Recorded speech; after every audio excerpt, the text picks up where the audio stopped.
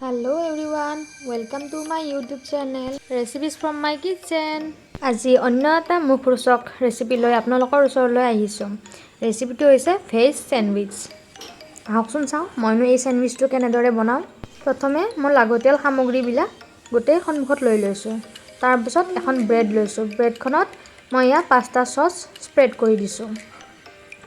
এই পাস্তা সসটো ভালদৰে স্প্ৰেড কৰি দিয়াৰ পিছত অন্য এখন ব্ৰেড লৈ মই তাত মেয়নিজ ভেজ মেয়নিজ স্প্ৰেড কৰি দিম।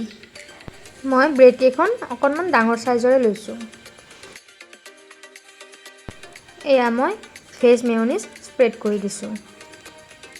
মেয়নিজখিনি স্প্ৰেড কৰি দিয়াৰ পিছত মই নেক্সট ষ্টেপটোলৈ গৈছোঁ। নেক্সট ষ্টেপটোত মই ইয়াতে বইল কৰি থোৱা দুটা আলু মেছ কৰি লৈছোঁ।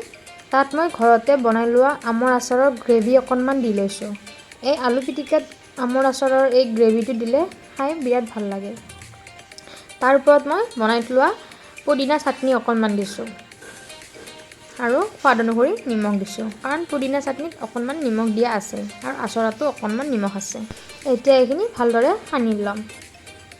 এইখিনি ভালদৰে সনা হোৱাৰ পিছত নেক্সট ষ্টেপটো হ'ল আলুখিনি ব্ৰেডৰ ওপৰত ভালদৰে স্প্ৰেড কৰি দিয়া। এতিয়া মই আলুখিনি ভালদৰে স্প্ৰেড কৰি দিম যাতে চাৰিওফালে সমান হৈ ৰয়।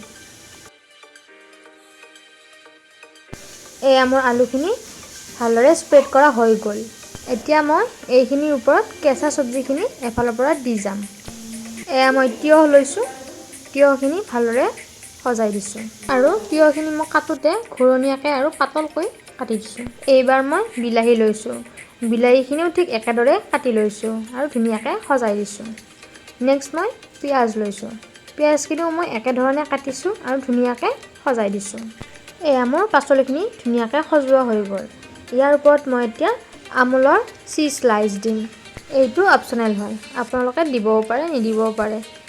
দিলে মানে ক্ৰিমিনেছটো আহে আৰু খাই ভাল লাগে।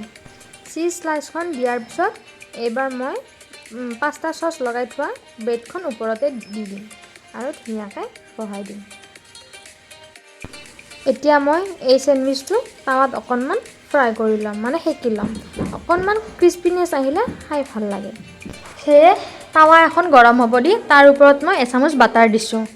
বাটাৰখিনি গলি যোৱাৰ পিছত তাৰ ওপৰত মই চেণ্ডউইচটো দি দিম আৰু কম জুইত সেকি ল'ম। চেণ্ডউইচটো কম জুইত সেকিলেহে ক্ৰিস্পি হয় আৰু যদি বেছি জুইত সেকা হয় তেতিয়াহ'লে জ্বলি যোৱাৰ ভয় থাকে। মই চেণ্ডউইচটো এনেদৰে কম জুইত ইলুটি শিলুটি কৰি দুফালে সেকি ল'ম আৰু ধুনীয়াকৈ ক্ৰিস্পি কৰি ল'ম। এয়া এটা ফাল মোৰ সেকা হৈছে আৰু ধুনীয়াকৈ ৰঙচুৱা হৈছে। নেক্সট আনটো ফাল সেকি ল'ম। চেণ্ডউইচটো আনটো পিঠি সেকিবৰ কাৰণে মোক আকৌ অলপ বাটাৰৰ প্ৰয়োজন হৈছিল, সেয়েহে মই আকৌ এচামুচ বাটাৰ দি লৈছোঁ আৰু একেধৰণে সেকি লৈছোঁ।